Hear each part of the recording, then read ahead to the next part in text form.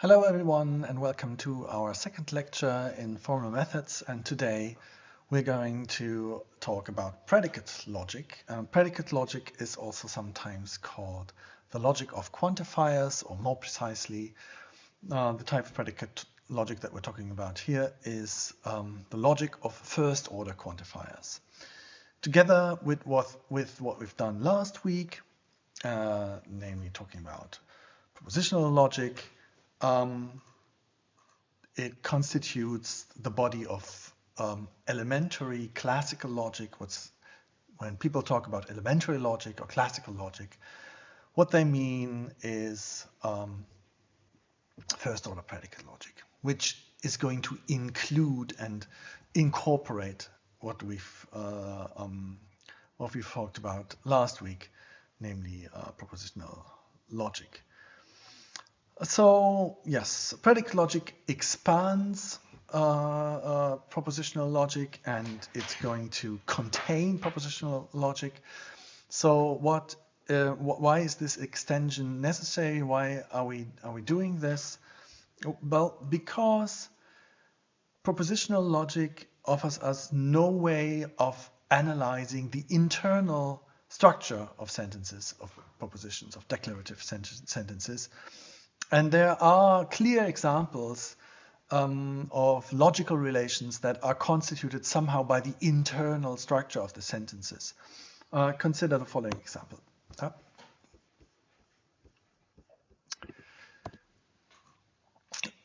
John Maverick is a millionaire, and John Maverick votes for the Communist Party of Canada. Therefore, there is a millionaire who votes for the Communist Party of Canada. From the perspective of propositional logic, this is just sentence A, sentence B, therefore sentence C. None of these sentences has partial sentences that are connected by truth functional connectives or anything like that. So we have no way of analyzing this. On the other hand, the conclusion clearly follows logically from the premises. And also in a very similar way as we've seen in propositional logic. It seems to be independent of the specific content. You don't need to know who John Maverick is. You don't even need to know what a millionaire is or what voting for the Communist Party of Canada is. If John Maverick is a millionaire and John Maverick votes for the Communist Party of Canada, then there must be a millionaire who votes for the Communist Party of Canada, whatever any of this means. So this somehow has the typical allure of deductive consequence, of a deductive validity, and as we're going to see, it can actually be reconstructed as logical consequence in predicate logic.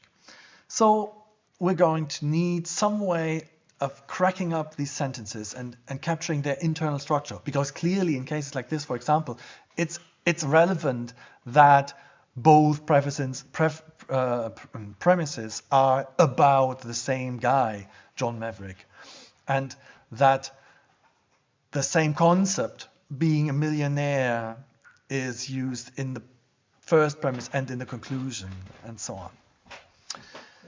So the way that we are approaching this internal structure of sentences in predicate logic is by distinguishing names on one hand and predicates on the other hand as separate elements of languages. What is a name? For the purposes of logic, a name, roughly speaking, is an expression which has the task of establishing a stable reference to a specific individual object in the widest sense.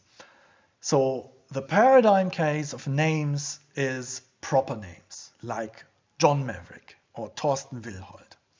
They have the task of establishing a stable reference to one specific individual person. That's why I say object in the widest sense. So from the logical point of view, you and I are also just objects. But it's not just proper names of people, of course, like Paris is also a proper name in this sense. It establishes reference to one particular city. Greenland, Beethoven's Ninth Symphony, these are all proper names. For the purposes of logic, again, a predicate is roughly what you get when you take a name out of a sentence and replace it with a blank. For example, if you take the name John Maverick out of the sentence, John Maverick is a millionaire, you get is a millionaire, or blank is a millionaire. Or you can, in a similar way, you can get the sentence with a blank, votes for the Communist Party of Canada. We call sentences with blanks in them open sentences. And so we use open sentences to represent predicates. Predicates are used to say something about the objects that the names in the language refer to. An open sentence may have more than one blank in them because you may take more than one name out of a sentence to turn it into a predicate or an open sentence. For example, you can take the sentence Roderigo loves Desdemona and take both of the names out, and then you get the sentence loves with two blanks. But these two blanks serve different purposes, linguistic purposes, when a sentence is formed of this form. And to capture this fact that the two blanks have different functions, we use X, Y, and Z instead of blanks. So we say X loves Y to express the open sentence that results from dropping the names Roderigo and Desdemona from Roderigo loves Desdemona. So in logic,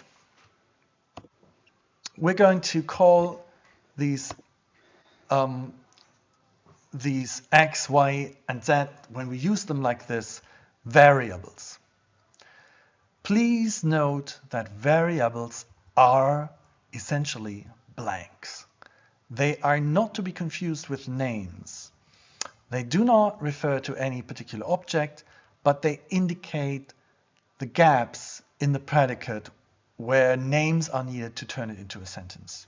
And the only very thin sense in which they refer to something is that they identify a particular gap in a sentence, in an open sentence, as opposed to, or in contrast to, another gap in the same open sentence. They don't really refer. They are technical instruments that we use to tag blanks, basically. So in the formal languages that we use to model predicate logic, we use the letters W, X, Y, and Z as variables. We use other lowercase letters, A, B, C, and so on, as schematic names, and uppercase letters as schematic predicates. So, for example, we may use this string of symbols here, uppercase M, lowercase x, to stand for a predicate or open sentence like is a millionaire. We may use a lowercase letter like J to stand in for a proper name like John Maverick, we use the combination of a uppercase letter, M, which, as I said, stands in for a predicate, and a lowercase letter like J, which stands in for a name, to stand in as in combination for a sentence like John Maverick is a millionaire. So we will represent the application of the predicate to the name by just writing the name directly after the predicate. We will use a string such as uppercase L and then lowercase xy, again x and y are variables, to stand in for a predicate like x loves y. And we use, if we want to express a sentence where a two-place predicate is used, we will do it like this. For example, uppercase L for loves and lowercase letters R and D for Roderigo and Desdemona. And the whole thing together means Roderigo loves Desdemona. Okay, something about the animation of this slide is going wrong.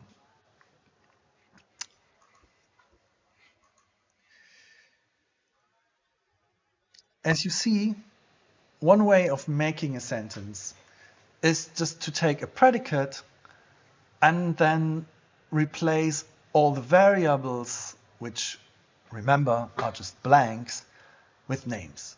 Fill in the blanks of the predicate, basically, and you get a sentence. Now, what about a sentence like the following one? There is a millionaire who votes for the Communist Party of Canada. This clearly is a sentence, a declarative sentence in every sense that we've so far used that expression. I mean, it is true or false. I don't know whether it is true or whether it is false, but it clearly is either, one of the two. So you cannot, it's not an open sentence, yeah, because an open sentence is not in and by itself true or false. It's not to be confused, for example, with the open sentence, is a millionaire and votes for the CPC, because that open sentence in itself can be applied to a particular person and is maybe true or false of this person and or maybe true of this person and false of the other person.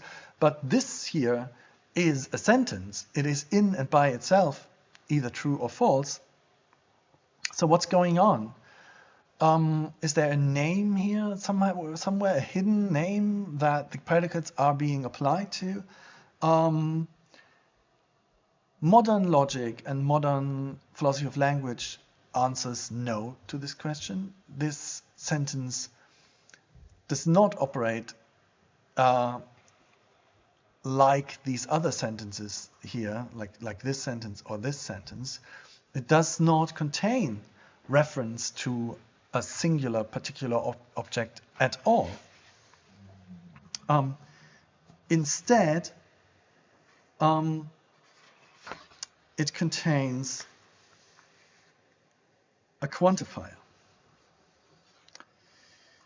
So according to modern logic, a sentence like there is a millionaire, to take a slightly simpler example, does not have the same name predicate structure like John Maverick is a millionaire. Instead, it is, roughly again, analyzed as a particular kind of statement about the predicate alone. Namely, the statement that it is not empty, that there is at least one object in the widest sense that falls under the predicate, that satisfies the predicate, that makes it true, or that makes a true sentence by having the predicate applied to it. So in predicate logic, this phenomenon is considered a crucial type of statement to make about a predicate and is called existential quantification. We express it by prefixing this expression here to the respective open sentence. And this expression as a whole is called a quantifier. So this symbol here, the E standing on top of his head, and the X together make the existential quantifier. Existential quantification is a logical constant, is treated as a logical constant in predicate logic. And it's a logical constant that only predicate logic allows us to identify and treat. It cannot be captured in propositional logic.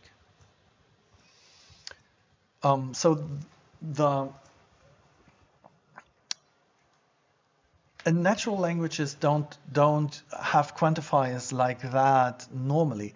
I mean, in English as well as in German, accidentally, the existential quantification is sometimes expressly expressed by using terms like there is, but very often it is just casually implemented by using the indeterminate article a. A man walked down the street. That is existential quantification. It's not saying that this certain particular man, but there exists a man that walked down the street. So this prefixing is sort of an artificial way of expression existential quantification, but we can imitate this format by using expressions like there is at least one X such that. And this is exactly the way in which we're going to understand existential quantification. There is at least one such thing. For example, instead of saying that there is a millionaire, we can say there is at least one X such that X is a millionaire.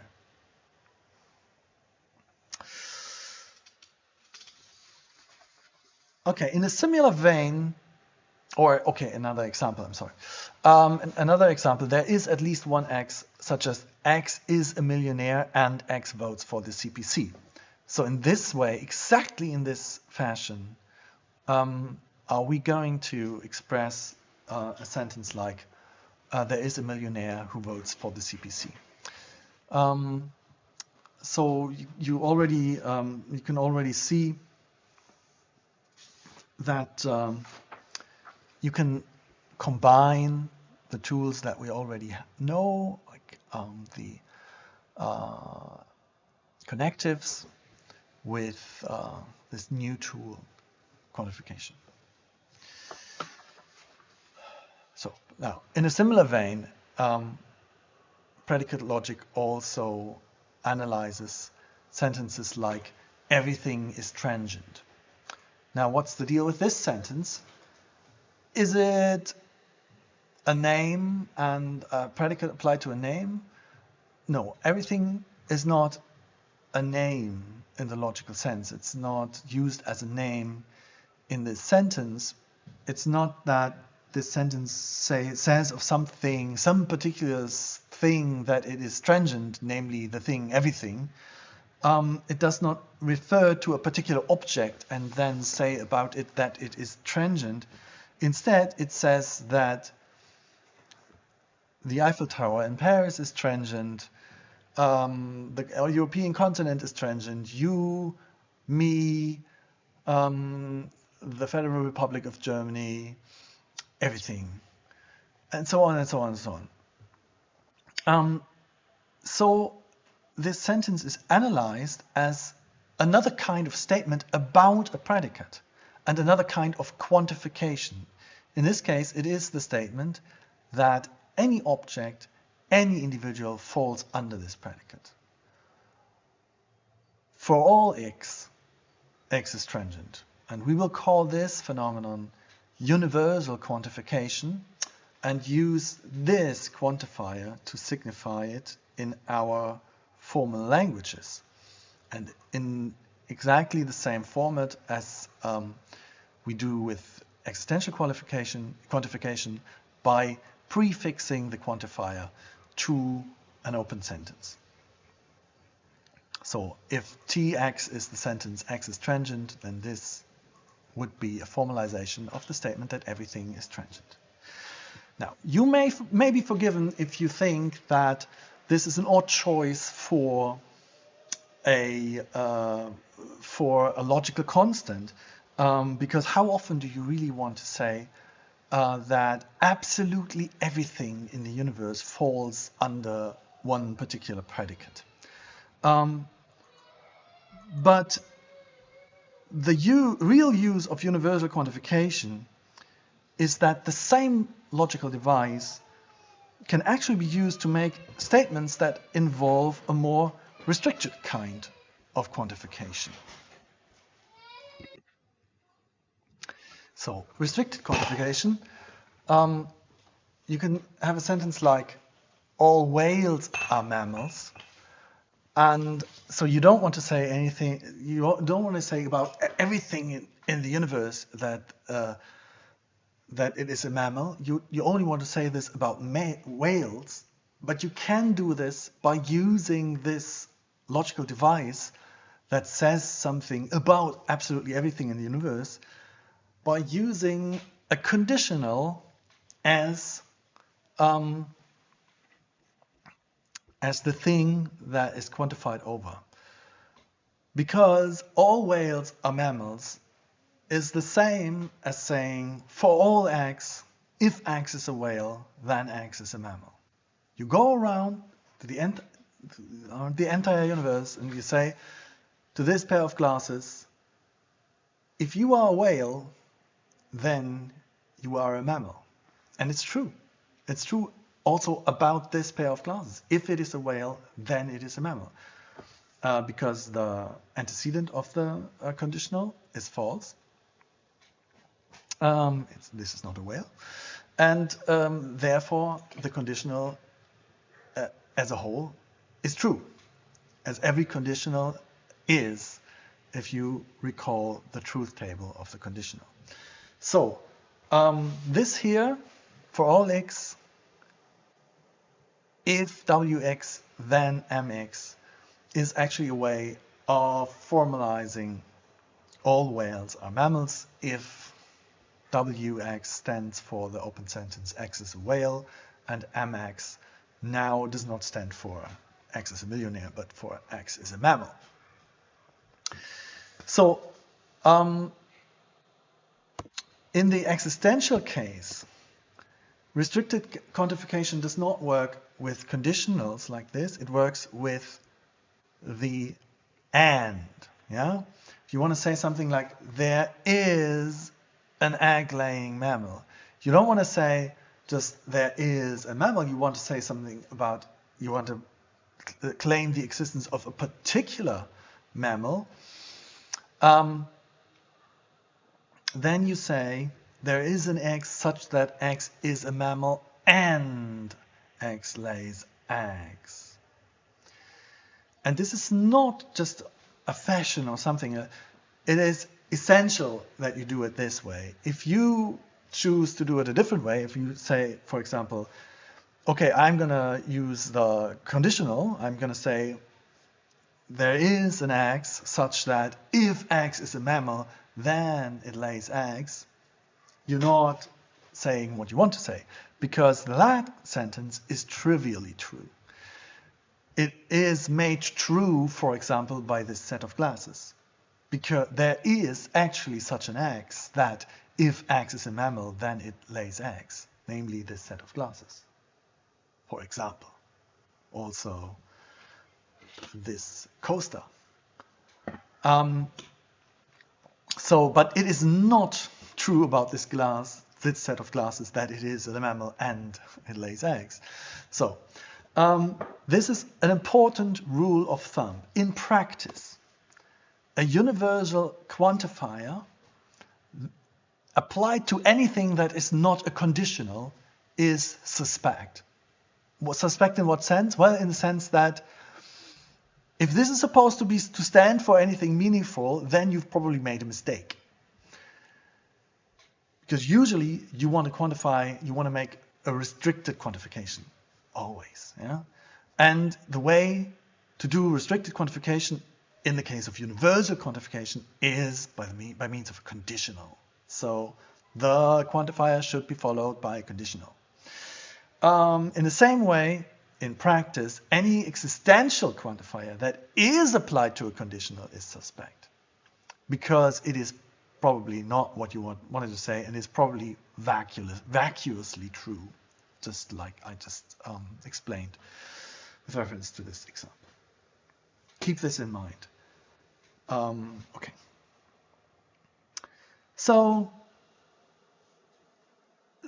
all this just by way of introduction and motivation. So what are we gonna? So now let's consider actually a formal language that incorporates all these things. Like before, I'm not going to actually formally introduce this language using the proper kinds of definitions for syntax and semantics that mathematical logicians use, but I'm going to sort of semi-formally or informally familiarize you with first how the syntax works and then how the semantics works. So the syntax of propositional logic. We're going to call our language Pred-L, I'm sorry, like for predicate logic. So it's a different language, not the same language as Prop-L, but you're going to see that it kind of absorbs Prop-L. The language consists of name letters. Those are lowercase Roman letters, A, B, C, etc., but not W, X, Y, and Z, because W, X, Y, and Z are reserved for variables. Predicate letters. These are capital Roman letters with numerals as superscripts. And the superscripts can be 0 or higher natural numbers. And we have variables. These superscripts for the predicate numbers are numbers that indicate how many places the predicate has. So A3 is A superscript 3 is a 3-place predicate. We're going to have variables W, X, Y, and Z, and then we have the usual familiar connectives, or, and, if, then, biconditional, and not. And we have the quantifier symbols, and we have parentheses. So the name letters, the predicate letters, and the variables are assumed to be countably infinite in number. So if you just have lowercase Roman letters, then of course we have only 20 something. But we are going to pretend that we have infinitely many, and if we actually need more than there are letters in the alphabet, then we can add subscript numerals like this. And we're also going to do this with predicate letters, even though it gets a little bit confusing, because then we have the superscript numbers that indicate the number of places that the predicate has, and the subscript numbers that we use to individuate different predicates. Okay, so that's our alphabet. That's the basic vocabulary of our language. Now, of course, we have to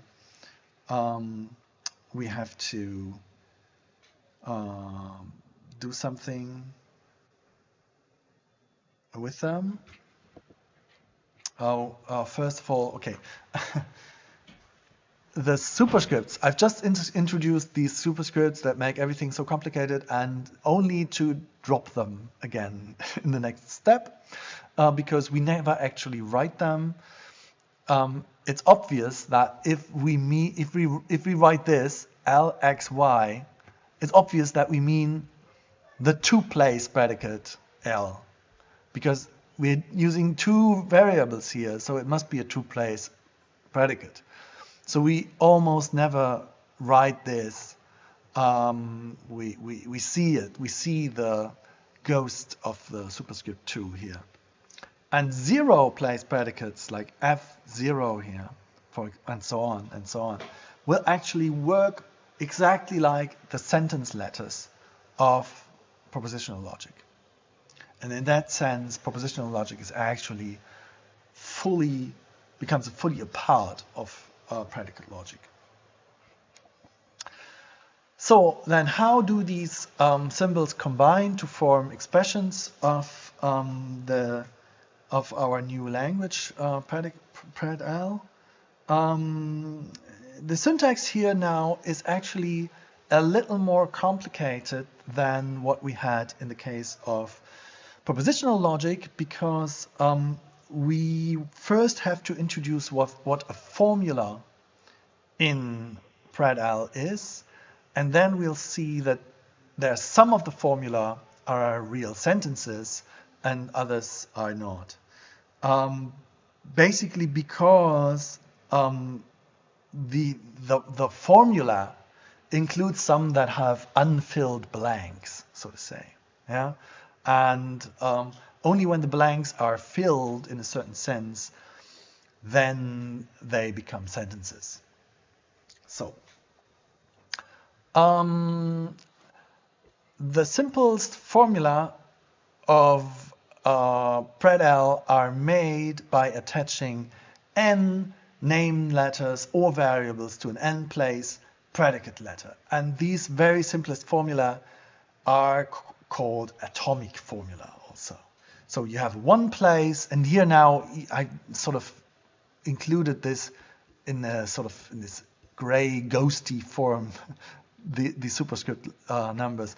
If you have one place predicate f and you give one variable, for example, then you get a formula. Or if you have a two-place, now in this case I've taken two name letters instead of variables, and that works out well. You can mix name letters and variables. You can repeat the same. Everything is fine as long as there are as many as the predicate has places.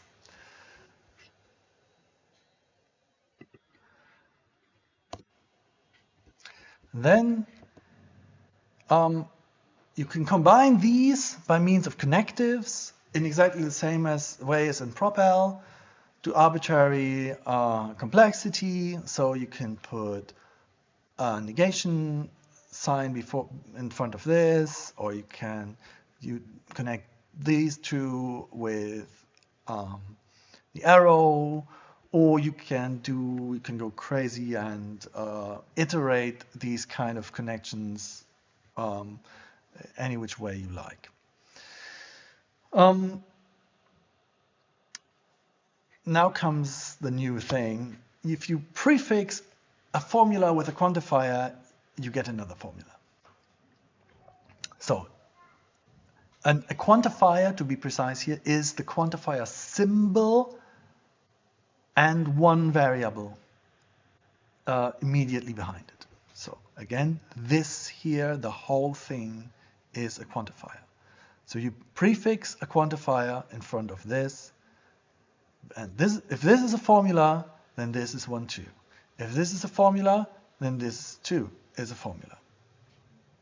So, and so you can make formula longer by means of the connectives, and also by putting quantifiers in front of that.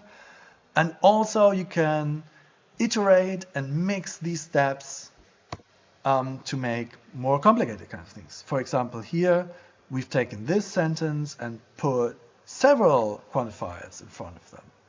Here we've taken this sentence, put a quantifier in front of it, and then used a connective to connect it with this formula. I'm sorry, I should have said formula, not sentence. And to form another formula.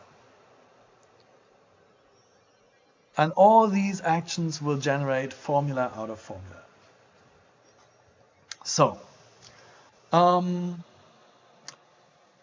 we will also stick to our notational conventions, and we will not introduce any additional ones. The only stipulations that we have for economizing on our parentheses is that and or bind stronger than, if then, and if and only if, and that iterated conjunctions and iterated disjunctions may be written without parentheses.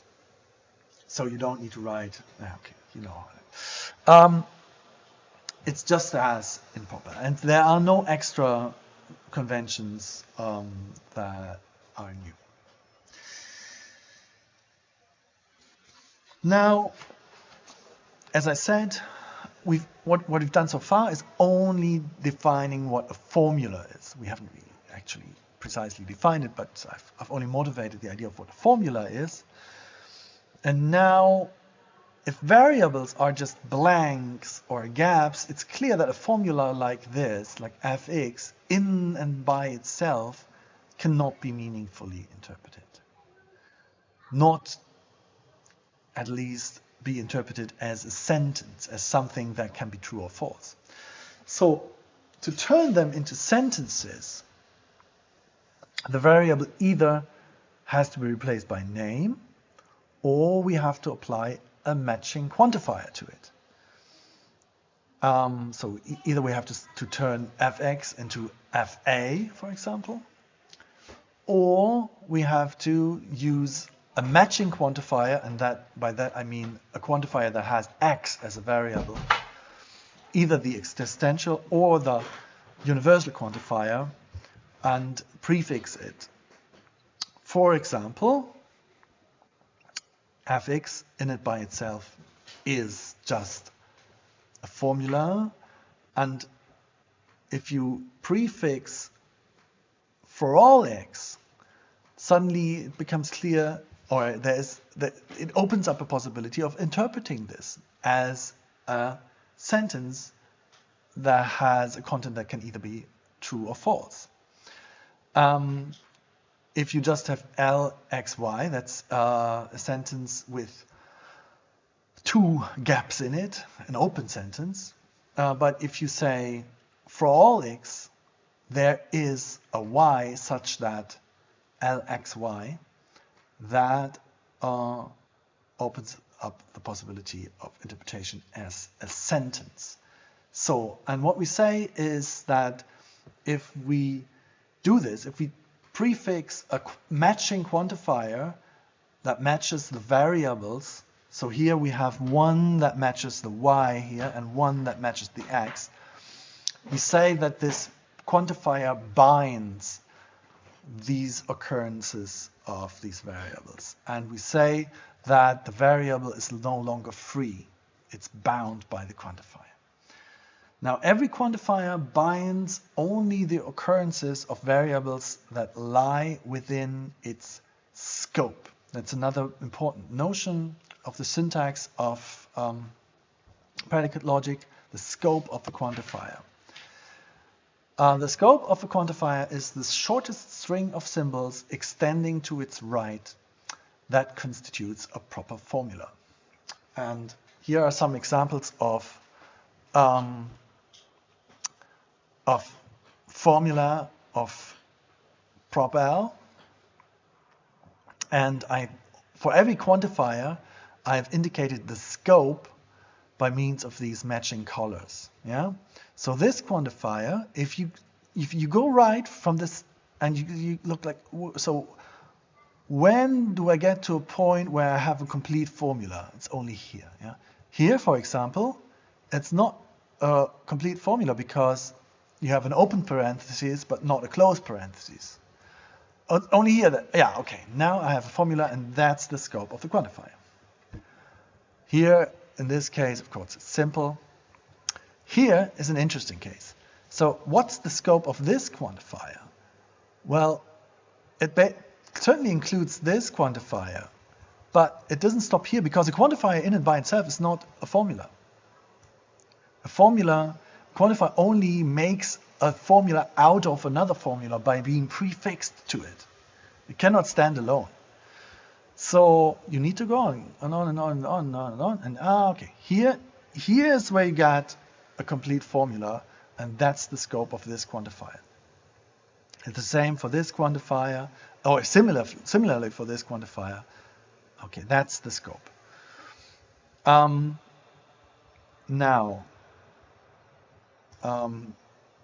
Yes, you can pause the video and look at the other examples by yourself. I don't think they add anything to what I've already said. So the quantifier binds only the occurrences of the variables that lie within its scope. So this quantifier actually binds this occurrence of the variable z because the scope extends all the way back here. Because if you start here and you have this open parenthesis here, the first time that you ever get a complete formula is here. And so this variable, therefore, is actually bound by this quantifier. If it was, for example, an x or a y, it would be free. It would not be bound because these quantifiers do not extend all the way back here. Okay, another example. The quantifier in this sentence here binds only the first occurrence here of the variable x. If you wanted to bind both occurrences of x, also this one, you have to use parentheses, because using these parentheses extends the scope of the quantifier to exclude the second x as well.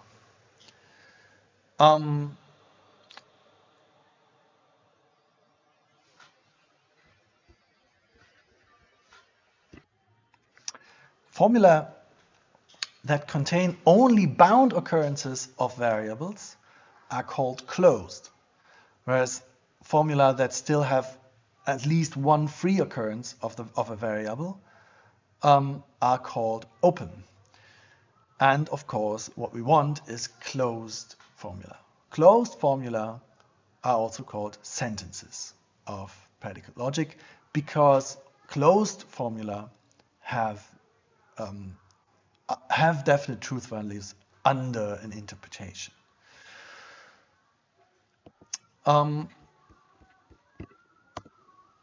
Now,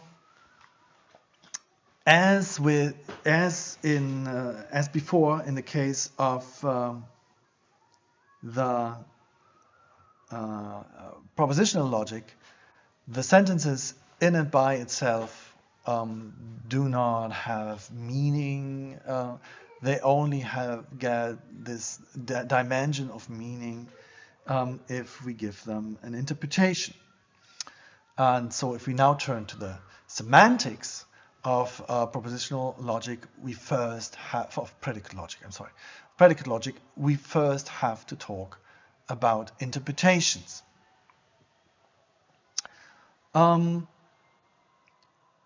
And these interpretations cannot just be truth functionals. The language is not truth functional, so this time around we will not get by just assigning some truth values to some sentences. We require a more complex apparatus, and we actually need quite a complex idea of what an interpretation is. So every interpretation of the language of predicate logic consists of a number of things. First of all, a non-empty set, D. And D is for domain. This is called the domain of the interpretation. Sometimes it's called also the universe of discourse, the domain of quantification. It's the set that the quantifiers range over. And basically, it's what the all means in for all x. It's what this all is supposed to range over. And you can take a set of any old type of things there, really. But that's just the beginning. We call this the domain. Yeah, we need a domain. Then we need an assignment of exactly one element of D to every name letter. Every name gets a referent. Yeah? Every name must denote a unique object in a stable fashion.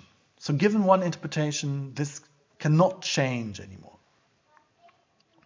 Other than that, there's no restrictions. You can, if you want, assign one object to all the names in the language, one and the same object to all the names in the language. That's not that's permitted.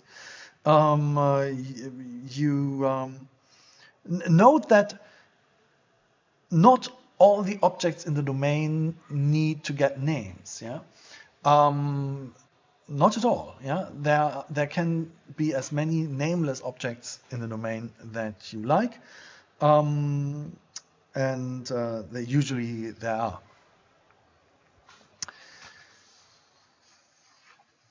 So this is the simple part. Now we get to the predicates. How are the predicates interpreted? Well, let's first get to the zero-place predicates.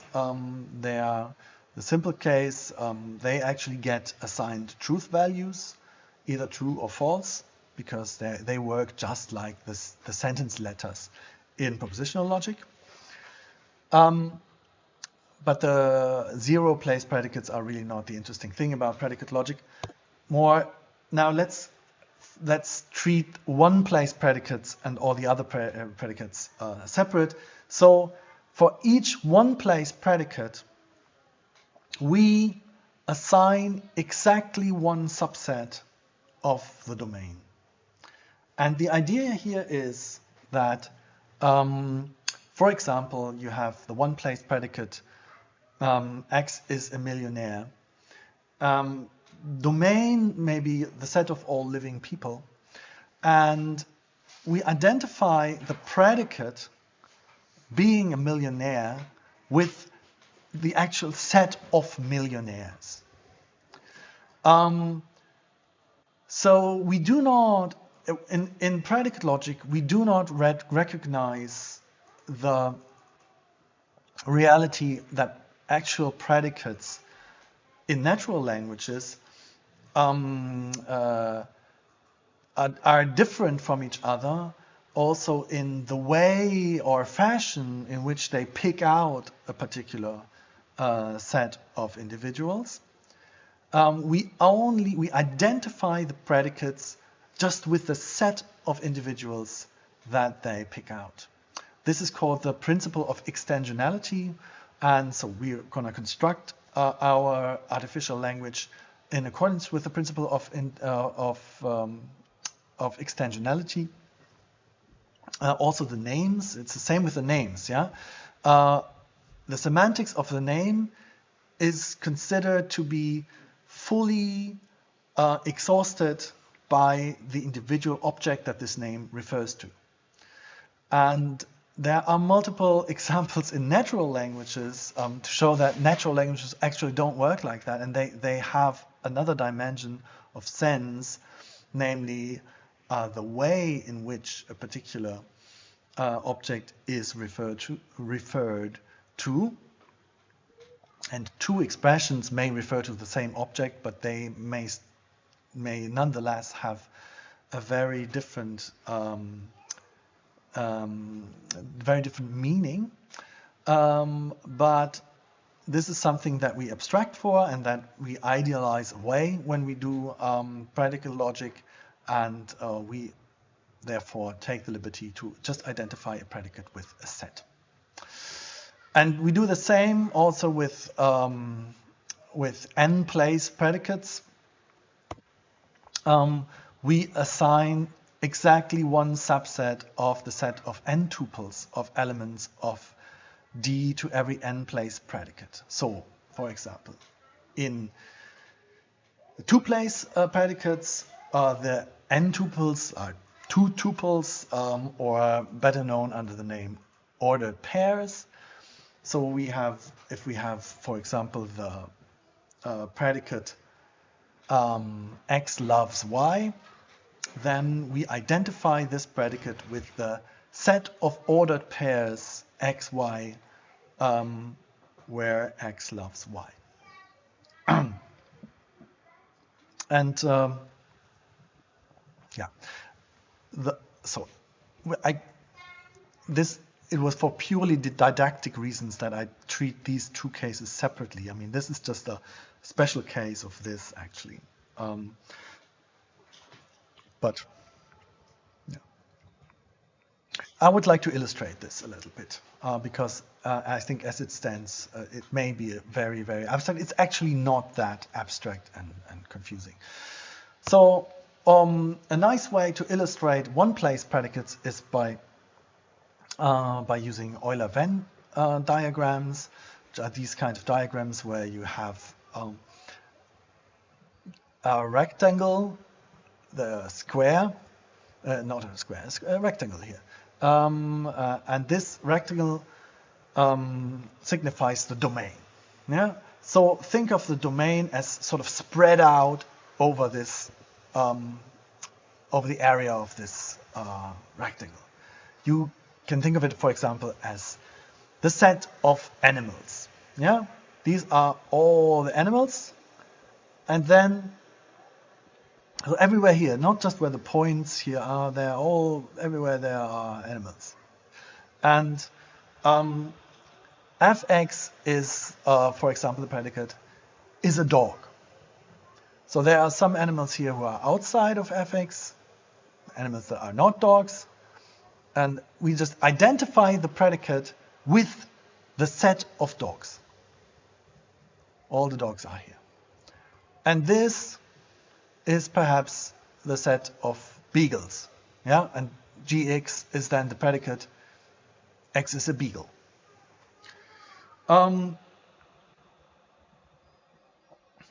B may, for example, be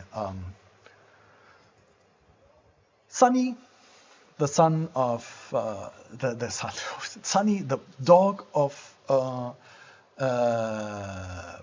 former President Obama, and FB is true because B lies within this set that F is identified with, and it lies within the set because Sunny is a dog.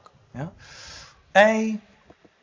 FA is false because A is some bird, say, and it lies outside the set that is identified with the predicate F in our interpretation. Yeah?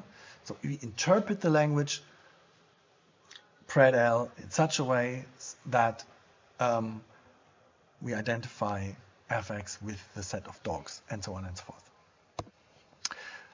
This here, all g's are f, or for all x, if gx then fx, is true, because the set of beagles, which is what the predicate gx is identified with, lies entirely within the set of dogs, and therefore, if you go around the world, this is now the world, yeah? If you go around the animal kingdom and say to each and every animal, if you are a beagle, then you are a dog. Or better, if you are G, then you are F. Then it comes out true every time. And it has to come out true every time because that is how the semantics of the universal quantifier works. Yeah?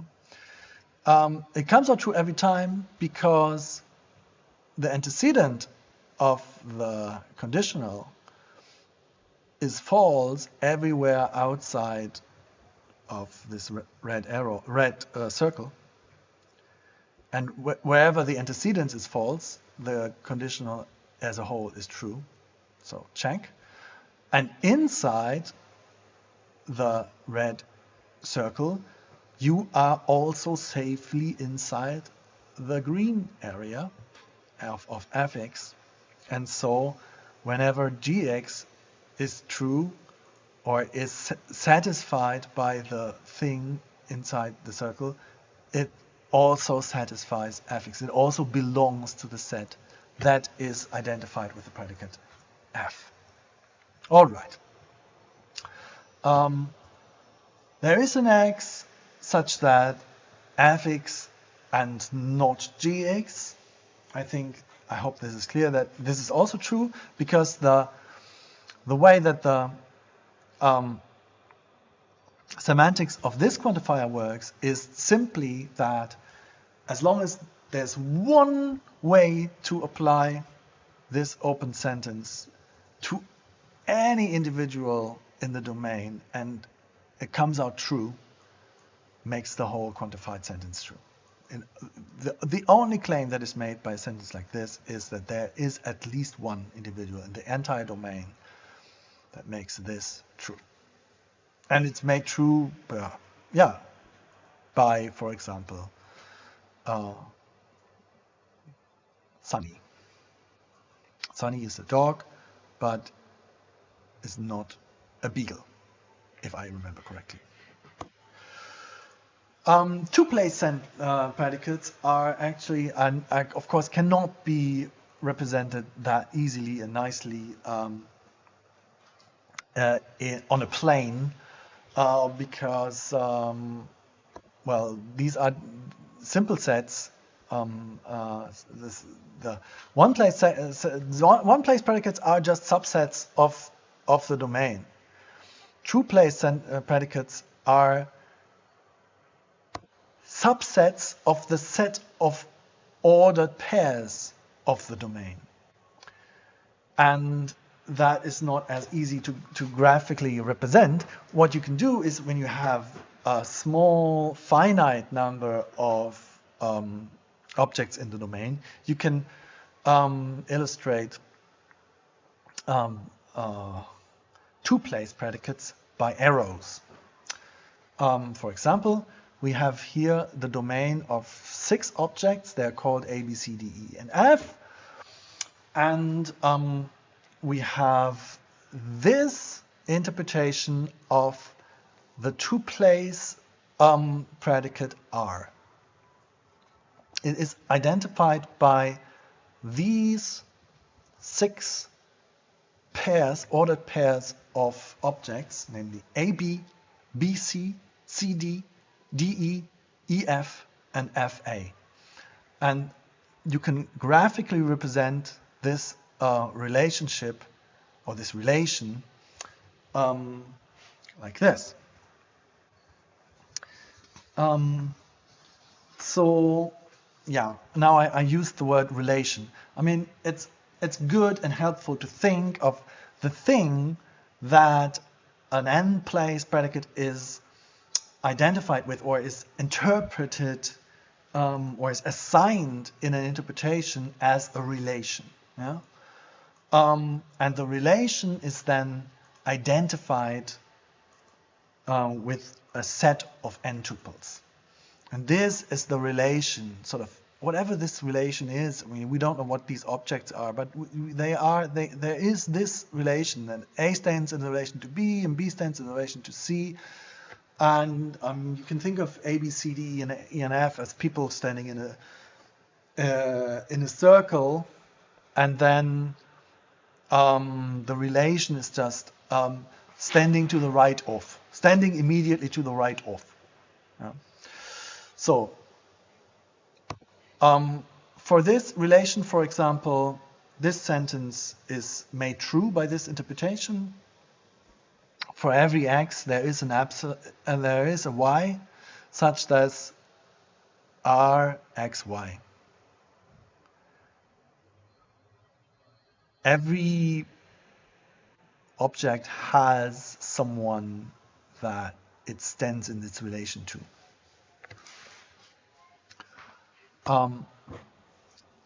Here you can already see that the order of quantifiers is absolutely essential in predicate logic.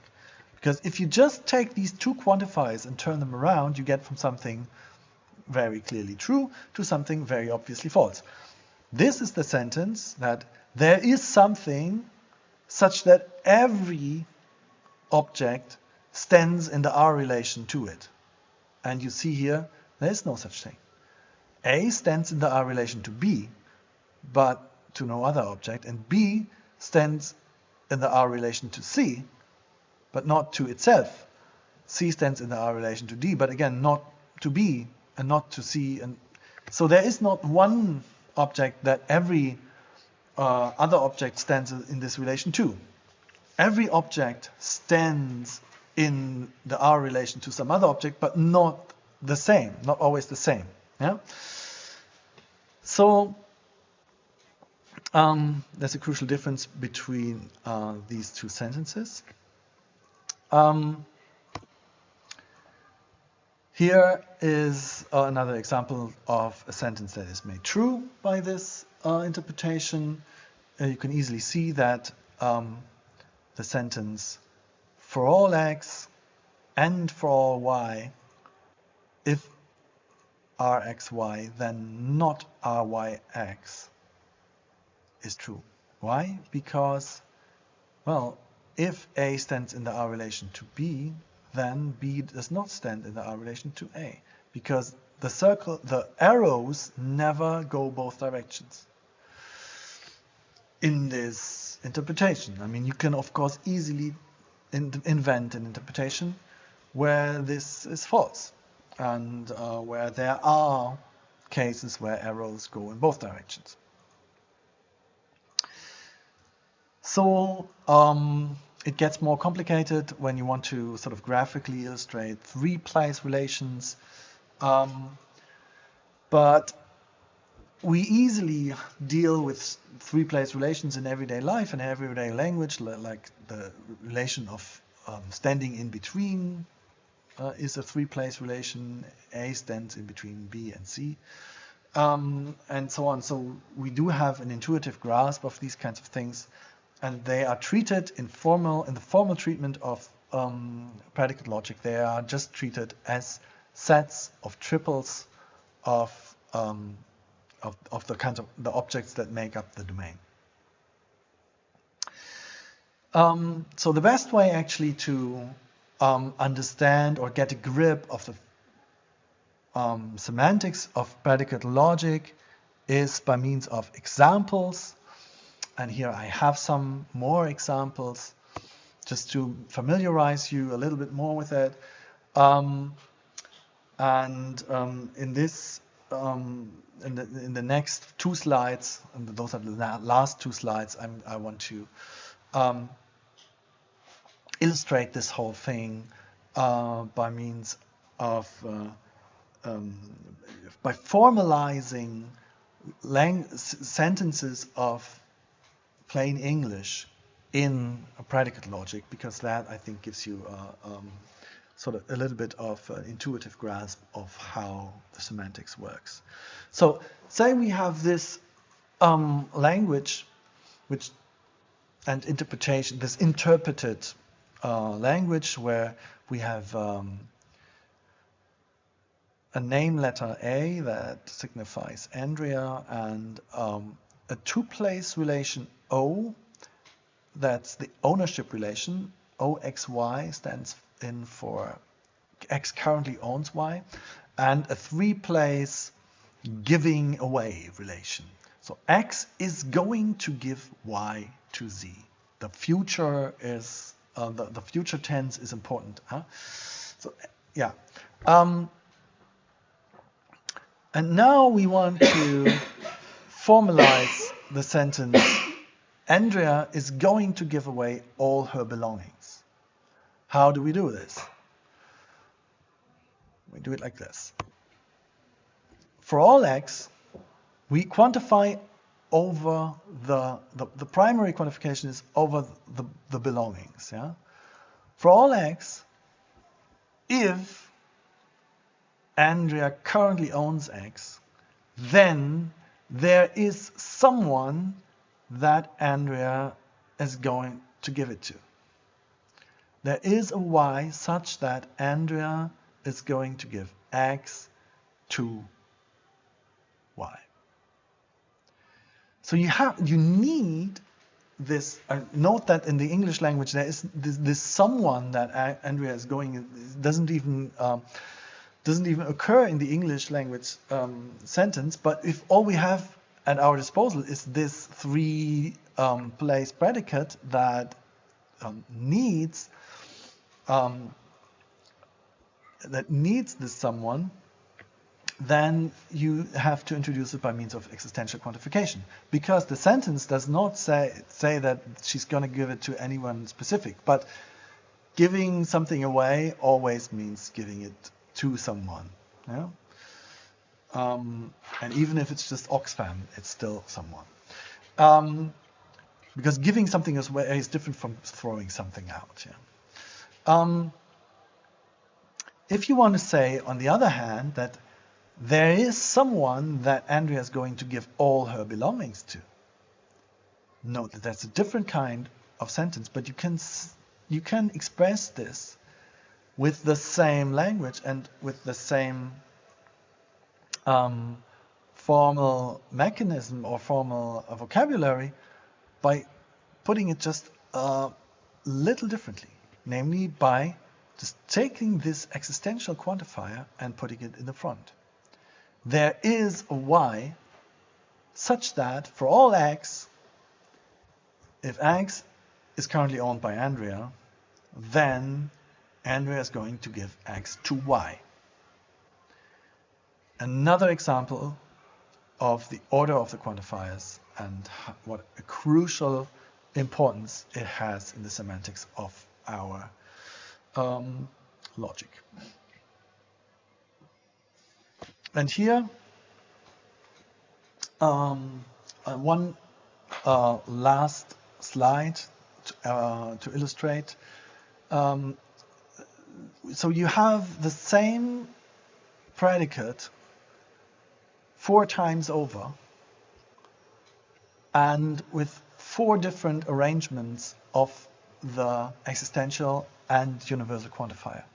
So here you have the existential quantifier binding the Y, and the universal quantifier binding the X. And that's the same here also, but here the order of the quantifier is reversed. And on the right-hand side, the X is bound by an existential quantifier, and the Y is bound by a universal quantifier. And one's in this order, where the existential quantifier comes first, and one's in the other order, where the universal quantifier comes first. And it means a different thing every time. And this can easily be illustrated if you take an everyday 2-place relation and sort of translate this into ordinary plain English. And what nicer 2-place relation is there than love? So let's take our 2-place relation to stand for X loves Y. So what does this mean? There is a Y such that for every X, X loves Y. That, of course, means that there is someone who is loved by everyone, because the existential quantification goes into the position of the loved one. Yeah? There is someone who is loved by everyone. everyone loves this y. Now, if you reverse, if you take the same quantifiers and reverse the order, you get a different kind of thing. You get for every x, there is a y such that x loves y. And that is everyone loves someone. Or I couldn't resist to put it in the words of Dean Martin. Everybody loves somebody. Here, same sentence as here, but now the existential quantifier binds the position of the loving one, and the universal quantifier binds the position of the loved one. And then this means, of course, okay, there is an x such that every y is loved by that x. And that means there is someone who loves everyone. Now the last possibility, for every y, there is an x such that x loves y. Everyone is loved by someone. Yeah, let's hope that that's true. On that note, look forward to seeing you all in the synchronous meeting.